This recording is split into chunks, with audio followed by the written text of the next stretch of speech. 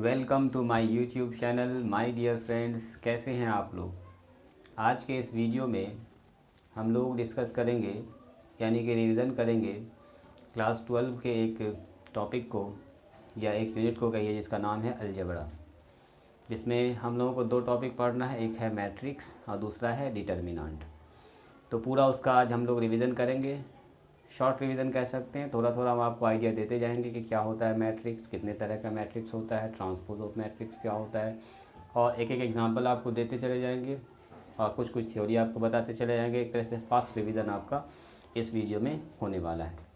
तो स्टार्ट करते हैं हम लोग अपने वीडियो को बिना टाइम को गवाए हुए। तो सबसे पहले चूँकि हम लोग अलजेब्रा पढ़ रहे हैं तो ये जानना ज़रूरी है कि अलजेब्रा क्या है। तो देखिए बोर्ड पर मैंने पहले ही से लिख दिया है कि व्हाट इज़ अलजेब्रा या अलजेब्रा क्या है। तो चलिए देखते हैं अलजेब्रा क्या है। देखिए, the branch of mathematics in which letters and other general symbols are use to represent numbers and quantities. मतलब कि मैथमेटिक्स की वह शाखा जिसके अंतर्गत हम लोग नंबर्स को और क्वांटिटीज़ को रिप्रेजेंट करते हैं किसी लेटर्स से या किसी जनरल सिंबल से, जैसे अल्फ़ा और beta gamma X Y Z, ये सब लेटर है। अल्फ़ा बीटा गामा सिंबल है हमारे पास। तो अगर हम लोग नंबर्स को और क्वांटिटी को रिप्रेजेंट कर रहे हैं किससे, लेटर से या जनरल सिंबल से, किस में, तो फॉर्मूले में या किसी इक्वेशन में, तो उसको हम लोग कहेंगे अलजेब्रा। जैसे हम लोग लिखते हैं प्लस बी का होल स्क्वायर, जैसे देखिए कहीं पर लिखा हुआ है ए प्लस बी का होल स्क्वायर। तो ए और बी क्या, दो नंबर है, A square plus 2ab plus B square. जैसे मैंने लिखा एक्स प्लस वाई बराबर 50, ये एक्स और क्या है वाई, एक लेटर है हमारे पास, अल्फ़ाबेट है। एक्स क्या है, मान लेते हैं एक्स किसी फादर का एज होगा, पिता का उम्र है। वाई क्या है, तो पुत्र का उम्र है। पिता और पुत्र का जो उम्र का जोड़ कितना है, तो 50 वर्ष यहाँ दिया गया है। तो ये एक्स हमने माना क्या, क्वांटिटी मान लिया, एज मान लिया। एक्स पिता का हो सकता है, वाई पुत्र का हो सकता है, दोनों को जोड़ रहे हैं तो इतना आ रहा है, या दो नंबर्स का जोड़ इतना है, तो ये एक्स और वाई क्या है, दो नंबर है। तो मैथमेटिक्स की वह शाखा जिसके अंतर्गत हम लोग लेटर्स को और अदर जनरल सिम्बॉल्स को यूज़ करते हैं रिप्रेजेंट करने में किसी नंबर्स को और क्वांटिटीज़ को, इसी को हम लोग कहते हैं अलजेब्रा। किस में, किसी फॉर्मूले में या किसी इक्वेशन में। तो चलिए अब स्टार्ट करते हैं हम लोग व्हाट इज़ मैट्रिक्स। मैट्रिक्स से स्टार्ट करते हैं, वन बाय वन सारा कंसेप्ट हम आपको बताते चले जाएंगे एक एक करके। एक मिनट, चलिए मिटाने के लिए मैंने कोई कपड़ा नहीं रखा था तो अभी ले लिया कपड़ा मैंने। चलिए इसको मिटाते हैं और बताते हैं आपको क्या होता है मैट्रिक्स। बस ध्यान से आपको पूरे वीडियो को देखना है, सारे कंसेप्ट को हम आपको बताते चले जाएंगे। चलिए, तो सबसे पहला सवाल आता है व्हाट इज़ मैट्रिक्स। मैट्रिक्स क्या है।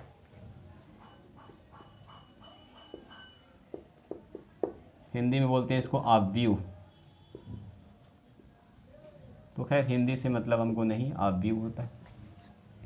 देखिए मैट्रिक्स कुछ भी नहीं है, नंबरों का एक आयताकार व्यवस्था है जिसमें कुछ नंबर्स, कुछ लिखा जाएगा तो रोज़ में लिख हो जाएगा, कुछ नंबर्स लिखेंगे तो कॉलम में हो जाएगा, तो उसको हम लोग कहते हैं मैट्रिक्स। जैसे ये देखिए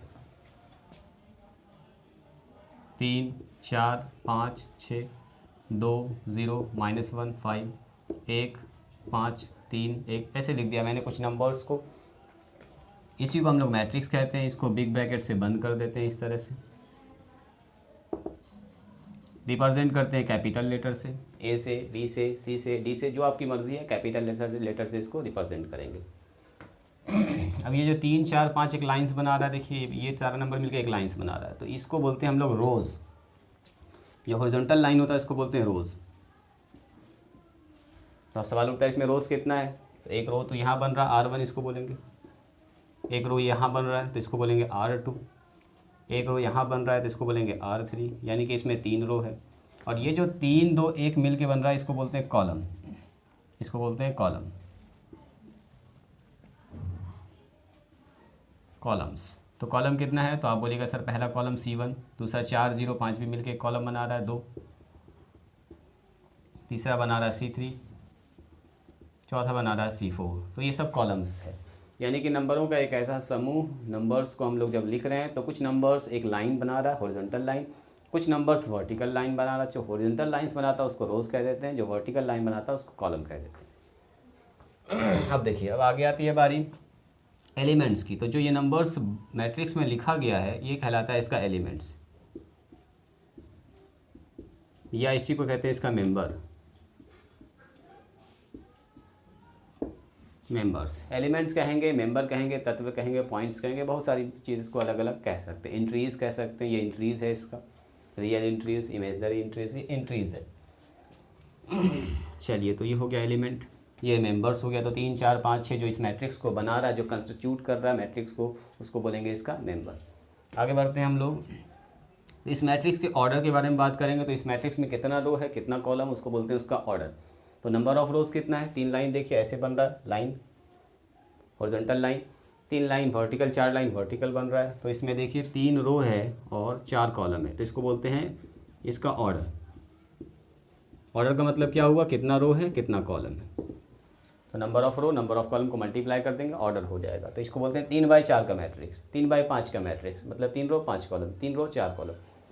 टोटल मल्टीप्लाई कर देंगे तो आ जाएगा 12। ये टोटल हो जाएगा इसका एलिमेंट्स। अगर ऑर्डर्स को हम लोग रो और कॉलम को गुना कर देंगे तो हमको टोटल मिल जाएगा उसका एलिमेंट्स, यानी कि उस मैट्रिक्स में कितना एलिमेंट्स है। अगर आप number of rose number of column को मल्टीप्लाई कर देंगे तो टोटल मिल जाएगा ऑर्डर। तो ये होता है हमारे पास मैट्रिक्स। मैट्रिक्स को और भी अगर आप देखें तो कैपिटल लेटर से रिप्रेजेंट करते हैं। इसके जो मेंबर्स होते हैं, यानी कि इसका जो एलिमेंट्स होता है, उसको हम लोग स्मॉल लेटर से रिप्रेजेंट करते हैं। दूसरा क्या हो गया, पैरेंथ, इसको हम लोग बिग ब्रैकेट से बंद कर देते हैं, या पैरेंथेसिस से भी बंद कर सकते हैं। ज़्यादातर बुक में इसी ब्रैकेट से इसको बंद किया जाता है। आप चाहें तो इसके लिए स्मॉल ब्रैकेट भी यूज़ कर सकते हैं, डबल मॉड ऑपरेटर के तरह जैसा साइन भी यूज़ कर सकते हैं। ये भी साइन यूज़ कर सकते हैं मैट्रिक्स को दिखाने के लिए। इधर से देखिए 3 4 5 6 7 8 1 2 3, ये भी एक मैट्रिक्स है।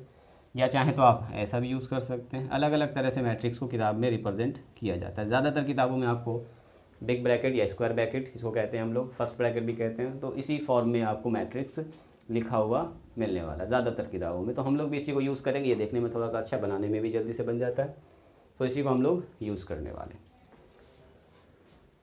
चलिए, उम्मीद करते हैं आपको इतनी सी बात समझ में आ गई होगी। तो मैट्रिक्स को हम लोग कैपिटल लेटर से रिप्रेजेंट करते हैं, एलिमेंट्स को स्मॉल लेटर से रिप्रेजेंट करते हैं। तो ए रेक्टेंगुलर एरे, यानी कि rectangular array of m n numbers in the form of m horizontal lines. जो हॉरिजॉन्टल लाइंस होगा उसको बोलेंगे rows, and n vertical lines उसको बोलेंगे हम लोग column, is called a matrix of order m/n। Written as कैसे लिखते हैं हम लोग, तो m क्रॉस n से इसको लिख देते हैं।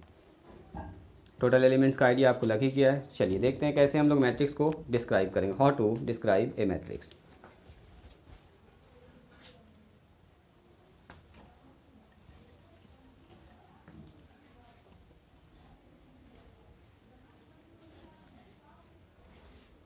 नेक्स्ट जो टॉपिक है, किस तरह से हम लोग मैट्रिक्स को लिखते हैं। तो how to describe a matrix.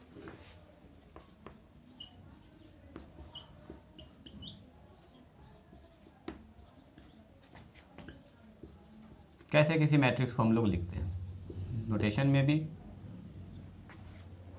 देखिए। किसी मैट्रिक्स में मान लेते हैं number of rose number of column m है और n है। नंबर ऑफ रोज m है, नंबर ऑफ कॉलम n है, इतना मान लेते हैं। तो मैट्रिक्स, और मान लेते हैं मैट्रिक्स A है, तो कैसे लिखेंगे इसको,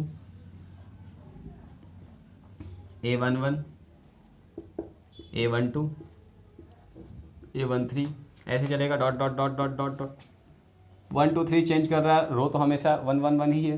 तो यहाँ पर A1 कहीं पर आएगा, मान लो J, डॉट डॉट डॉट ऐसे चलेगा, और A1 क्योंकि हमने कॉलम n माना है तो यहाँ पर लास्ट में n पर आके ये ख़त्म हो जाएगा। इसको हमने माना है m क्रॉस n का मैट्रिक्स। उसी तरह से A21 आएगा, A22 आएगा, A23 आएगा, डॉट डॉट डॉट A2J आएगा, डॉट डॉट डॉट A2N आएगा, और यहाँ पर आके ये ख़त्म हो जाएगा। इसी तरह से डॉट डॉट डॉट ये चलता रहेगा चलता रहेगा चलता रहेगा। तो यहाँ पर एक एलिमेंट आ जाएगा, मान लेते हैं बीच में, यहाँ पर बदल रहा 1 2 3 4 5, रोज़ चेंज कर रहा, तो I1 यहाँ आ जाएगा I2, यहाँ आ जाएगा I3, डॉट डॉट डॉट यहाँ आएगा IJ, और डॉट डॉट डॉट यहाँ आ जाएगा I और N, और ऐसे ही कंटिन्यू चलता रहेगा। लास्ट में ये कंप्लीट हो जाएगा तो MI आ जाएगा, last M1 M2 M3, dot dot dot dot dot यहाँ पर आ जाएगा MN, लास्ट वाला जो एलिमेंट होगा वो MN आ जाएगा। तो ये जो हमारे पास AIJ है, इसको बोलते हैं general element of matrix, general term of matrix, या जनरल एलिमेंट्स ऑफ मैट्रिक्स, यानी कि किसी मैट्रिक्स के जनरल एलिमेंट को हम लोग लिखते हैं ए आई जे से। ए आई जे, आई जे क्या रिप्रेजेंट करता है? Number of rose and number of column, किस रो में है और किस कॉलम में। जैसे मैंने लिखा किसी मैट्रिक्स को, यहाँ पर देखिए ए एक मैट्रिक्स है, 3 4 5 3 2 7, मान लेते कुछ लिख दिया 0 3 1, तो ये मैट्रिक्स है 3 बाई 3 ऑर्डर का, 3 रोज है इसमें, 3 कॉलम है इसमें। हम बोलेंगे इस मैट्रिक्स में बताइए A23 का मान। A23 का मान मतलब वो एलिमेंट जो दूसरे रो में आया है और तीसरे कॉलम में आया। तो दूसरे रो में कौन सा एलिमेंट आया? दूसरा रो इसको पकड़िए R2, तीसरा कॉलम इसको पकड़िए, तो ये हो गया 7, तो यहाँ पर लिखा जाएगा 7, बस यही है। यहाँ पर आई और जे का मतलब क्या है? किस रो में और किस कॉलम में वो एलिमेंट है। जैसे मैंने लिखा यहाँ पर A11, इसका क्या मतलब हुआ? इसका मतलब हुआ कि ये एलिमेंट, उस एलिमेंट को लिखना है जो पहले रो और पहले कॉलम में आया हुआ, इस मैट्रिक्स के पहले रो और पहले कॉलम में। तो इस मैट्रिक्स के पहले रो और पहले कॉलम में आया है, देखिए 3 यहाँ पर 2 बार है, इस यहाँ पर भी 3 है, यहाँ पर भी 3 है, लेकिन नीचे वाला जो 3 है वो दूसरे रो और पहले कॉलम में आया। जैसे यहाँ पर बात करें 0 की, तो देखिए ए हम बात कर रहे हैं यहाँ पर तीसरे रो और दूसरे कॉलम की, तो तीसरा रो और दूसरा कॉलम हमारे पास 0 है। तो ये हमारे पास मैट्रिक्स का जनरल एलिमेंट लिखने का तरीका ए आई जे के फॉर्म में। अगर आपके पास ए आई जे का फॉर्म मान कहीं दिया रहेगा, ए आई जे और 2i प्लस में 3j ऐसे दिया गया है, तो आप बिल्कुल मैट्रिक्स को लिख सकते हैं आसानी से। आप A11 A22 मैट्रिक्स कहेगा 2/3 का बनाइए, 5/4 का बनाइए, जो भी कहेगा मैट्रिक्स आप उसको लिख सकते हैं नंबर ऑफ कॉलम के हिसाब से। पहले एक जनरल मैट्रिक्स तैयार कर लीजिए, उसके बाद उसका सारा एलिमेंट निकाल के वहाँ पर रख दीजिए। तो उम्मीद करते हैं आपको ये सारी बात समझ में आई होगी, किस तरह से हम लोग मैट्रिक्स को डिस्क्राइब करते हैं या लिखते हैं, कैसे स्पेसिफाई करते हैं और कैसे ए आई जे एलिमेंट आता है। A12 A13 का मतलब क्या होता है, ये सब आपको आइडिया लग गया होगा। पूछेगा आपसे A12 प्लस A31 का मान बताइए कितना होगा, तो वो एलिमेंट जिस पोजीशन पर आ रहा है उसको लिखेंगे और जोड़ देंगे तो मान निकल जाएगा। गुना पूछेगा तब भी आप निकाल सकते हैं। चलिए, तो इसके बाद आता है वेरियस टाइप्स ऑफ मैट्रिक्स।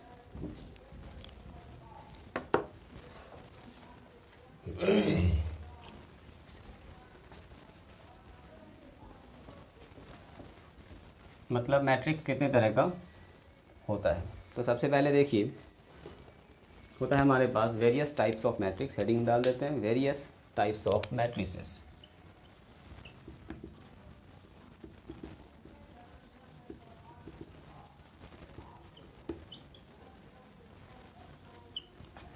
कई तरह का मैट्रिक्स